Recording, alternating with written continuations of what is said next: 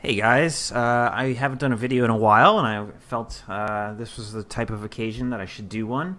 So, it's time to buy a new bike. I have been saving for a new bike since bought my last one. Like, as soon as I bought my last bike, which was a 2015 Specialized Roubaix, literally the next month after I bought it, I started a separate savings account, and every month put money into it automatically from my checking account for the sole purpose of buying a new bike, and so that my next bike would be good to go.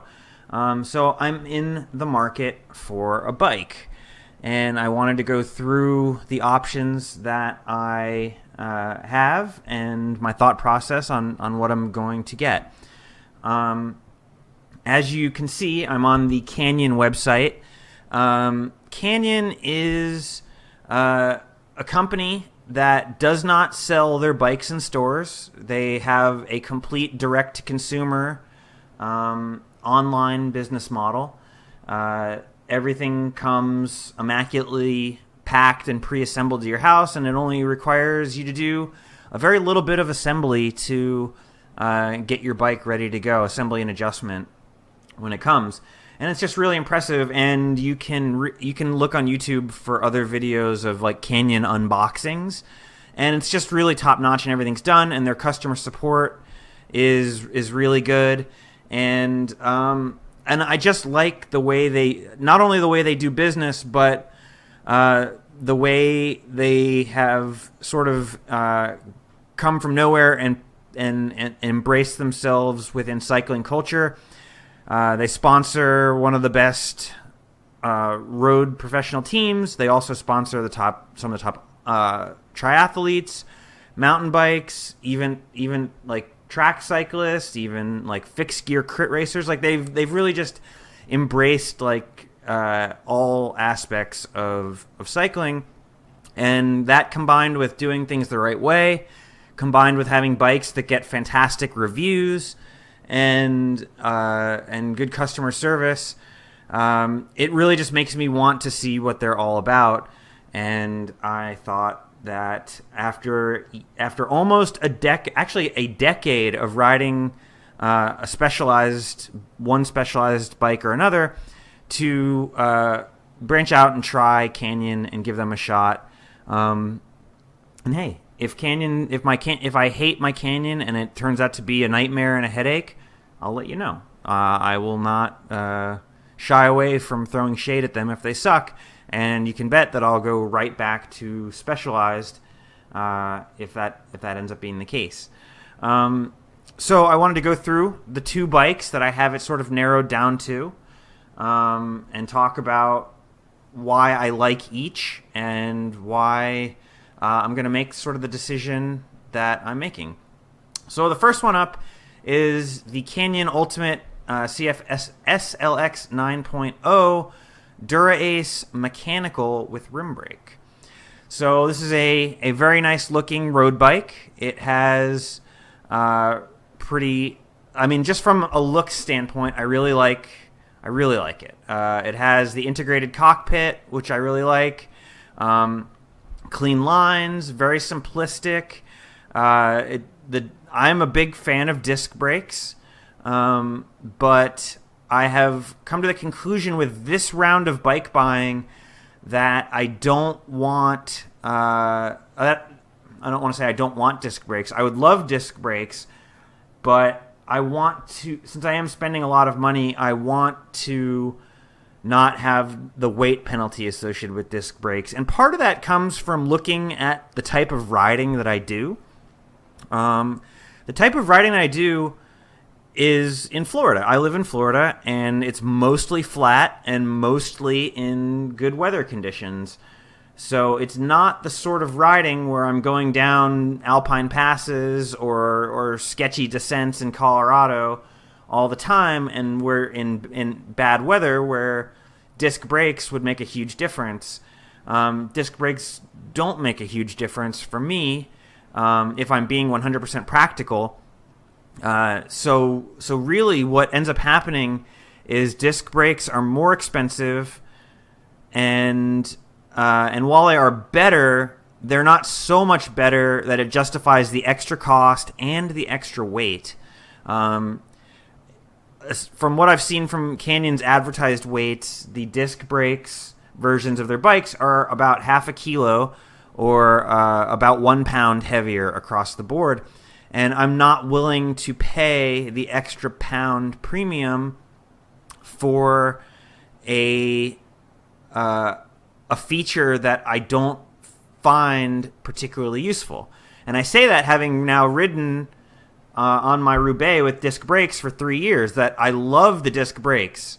They have not failed me once. They have done everything that I wanted. They behave admirably. But the Roubaix is not a lightweight bike by any stretch of the imagination compared to, say, this bike. And I don't care about the weight penalty with the Roubaix. This type of the riding that you would do with the Roubaix of long endurance rides, you don't necessarily, it doesn't necessarily matter if the bike is heavy. It's not a super climbing bike. And so what we have here to get back on the topic of this bike is a super light climbing bike. This is the lightest of the range for Canyon. You can see it's $4,500 on sale right now. The key thing to see here is that it's a really good value for $4,500. The weight is 6.5 kilos. That's pretty good. Yes, you can get a lighter bike, but it's going to cost you a lot more money. For the most part, a bike with Dura-Ace components in this lightweight climbing league, comparatively, what this compares to is the Specialized Tarmac, or the Trek Amanda. Those bikes are going to be considerably more expensive. If you want a Dura-Ace equipped Specialized Tarmac, you might get it a little bit lighter than this, but it's not going to cost you $4,500. It's going to cost you probably like $6,500 or $7,500. So you're paying essentially $3,000 for the Specialized logo, or the money that will be going to the middleman because you have to buy the Specialized bike at your local dealer.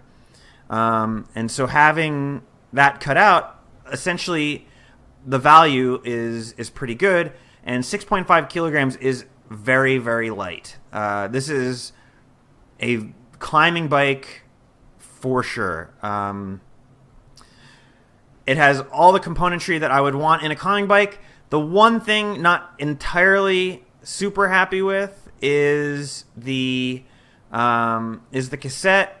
It goes up to a 28. For a bike this is a dedicated climbing bike, it would be nice to see a 32 on the back, or even a compact chainring. This is like a medium compact. It's not This is not a compact chainring, but it's in between a compact and a full size. For a bike, this bike is meant to be ridden uphill. Let's just face it. It's a lightweight climbing bike. This is an uphill climbing machine. You think that it would come with climbing gearing. It doesn't. That's the only knock I can find on it. It comes with the tires that I would pick to put on my bike. This is 25 millimeter Grand Prix 4000 S2s. This is what I have on my Roubaix. This is what I have had on every bike I've ever owned. They're the best tires. So yeah, everything about the bike is super perfect for what it is. Ultra lightweight climbing bike.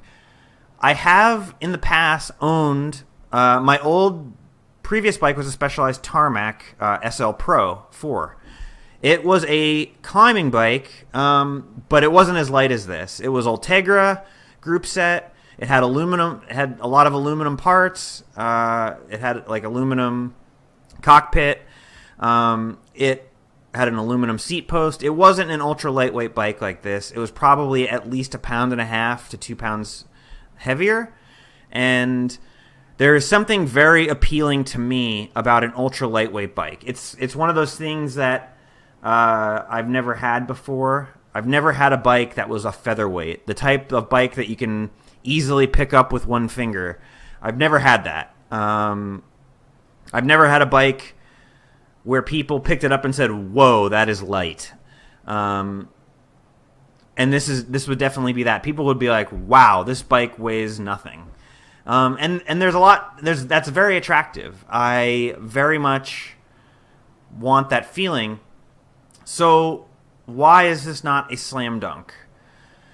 The reason this is not a slam dunk is because I have to, again, the same argument I made for disc brakes, I have to go back again to why the type of riding that I do. Sure, once or twice a year, I take a vacation to some great cycling destination in the United States. Like last year, I went to the Blue Ridge Mountains in North Carolina. The year before that, I went to the Rockies in Colorado. Year before that, I went and did mountains in Oregon. So I like going on climbing vacations, but I have to be serious and go. I live in Florida. The type of climbing that I do here is not the type of climbing that this bike is built for. This bike is built for 20-minute or longer climbs where you are going uphill nonstop for 20 minutes. It's not built for the long 100 miles of flat road like I often ride. A lot of times I do very long road rides, and they're flat. They're almost pancake flat. There's very little climbing. So would this bike is super fast going uphill on a big mountain. Would this bike be the fastest bike for me in the type of riding that I do 99% of the time? And what I kind of came to the conclusion is buying a bike like this that I can really only put in its element once a year when I go on a vacation to a destination seems like a colossal waste. This bike, granted, if I rode this bike every day on the flats here in Florida, I would probably have no complaints. It would be perfectly fine. I wouldn't be like, man, this bike is really holding me back. This bike would not hold me back in any way on the flats. But is it the best bike that I could get for the type of riding that I do? And I had to be honest with myself that maybe it wasn't. Maybe I should look at other options to see. So with that said, I said what would be more appropriate, and what would be more appropriate perhaps is an aero bike, the Canyon Aeroad frame. This bike is built for aerodynamics. It has, you can see it's got deep section wheels. It has more refined aerodynamic lines. Has integrated seat post. This is an aerodynamic bike. First thing you'll notice, the Ultimate was 6.5 kilos. This is 7.1. This is also mechanical Dura-Ace, so the same group set. So it's an extra 0.6, a little bit over half of a kilo of weight. Most of that extra weight is a stiffer frame that is built, but formed into a more aerodynamic shape, and the heavier wheels. That is where most of the extra weight is coming from. And this bike is designed for flat roads where you're going in basically a straight line for very fast, and that is what I do in Florida. So this is a very purposeful bike. I had to acknowledge that as someone who rides their bike in Florida, this bike, if I went out for an 80-mile ride on Saturday on both this bike and the Ultimate, which one? And I wasn't trying to go super fast. I was just riding my normal effort, my normal pace for 80 miles. Which bike would get me home faster? And the answer is this bike the Aeroad would be faster, and probably over that kind of distance, probably significantly faster. So it would actually make it would actually improve my riding in a noticeable way. So I began to seriously consider this. Yes, it's a little bit heavier, but 7.1 kilograms, not heavy. This is not nearly as light as the Ultimate, but 7.1 is not heavy at all. It's a completely reasonable weight for a high-performance bike. It has the same Dura-Ace components. It has tubeless-ready tires, which is a new thing for me. And yeah, it's pretty great. The price is a little bit more. It's an extra $500. The extra $500 is pretty much exclusively going to the better wheels, or the more expensive wheels, I should say. And these wheels, I looked up independent reviews of these wheels. These wheels are amazing. They are very good tubeless ready wheels, and they're super aero, and that's sort of what we're looking at. So I look at this bike, and as people that I've talked to that I'm cycling friends with have gone back and forth, I've been really vacillating between these two. If you had asked me on any given week, okay, gun to your head, which one are you getting today? One week I would have said the Ultimate. The next week I would have said the Aeroed, and I wasn't really able to come to a decision. And what ended up happening was I was listening to a cycling podcast, and they were talking to a engineer at I forget which company it was, but it was an engineer at a component company that makes like bearings or wheels or something, and he was talking about how what most people don't understand is that even going uphill, being aero and more aerodynamic is usually better. And he said that if you're going very fast, so like a short uphill sprint, or the road isn't very steep, being more aero is better than being lighter.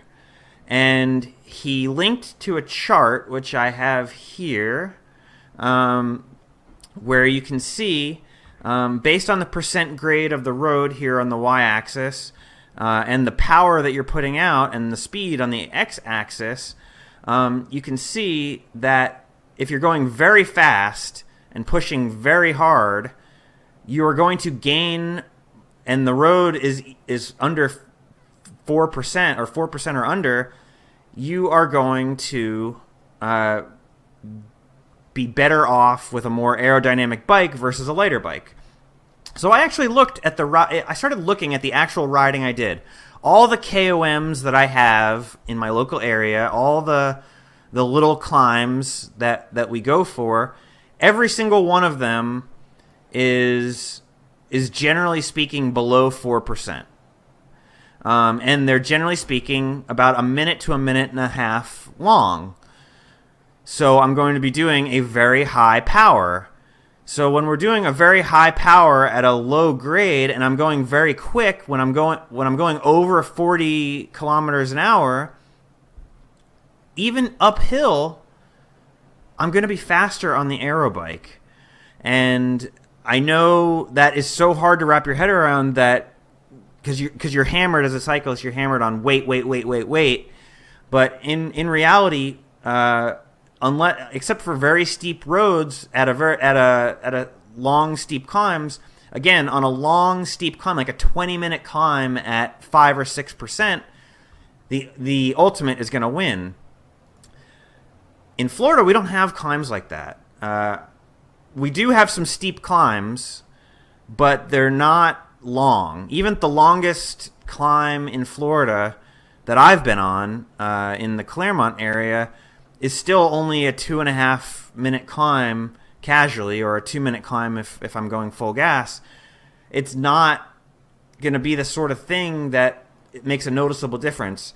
So I guess what I'm getting at is, for 99.9% of the miles that I am going to be riding my next bike, I will be faster if I'm riding the Aeroed. if for that 0.01% of time where I would be faster on the ultimate, I will make it up on the downhill with the Aeroad. So that is kind of where I'm at today, and today is the day that I'm going to pull the trigger and purchase a bike. And the bike I'm going to purchase is the Aeroad Carbon Fiber SLX 9.0. So with that said, I'm going to pull the trigger and be back after I have checked out and talk to you in a bit. All right, so that is it. I have just pulled the trigger and ordered my Aeroad. I should get a delivery. I should get a confirmation email soon, and they'll let me know the estimated delivery date. I'm pretty hyped. This is awesome. I love new bike days coming soon, guys. When I get the bike, I will definitely do an unboxing video, and we'll go from there. Hopefully, you guys will enjoy that, and that'll be great. So, awesome. Thank you guys for watching this. I know it was a little bit self-indulgent, but also I hope this was helpful, because I think like a lot of people buy their bikes sort of on impulse. It's such a huge purchase. I mean, look at the price. For most people, it's a lot of money. I mean, it's a lot of money for me, especially. And I think a lot of people, they don't put the thought into it that it deserves or that it warrants. So hopefully you've kind of seen and digested my thought process, and hopefully it gives you questions to ask and things to think about on your next bike purchase. And for all of you guys out there that watch this and you are in the market for a bike yourself, hit up the comments below. Let me know like what you're looking at, what sort of riding you do, and maybe I can help you out. So anyway, that is it, guys, and I will see you next time. Peace.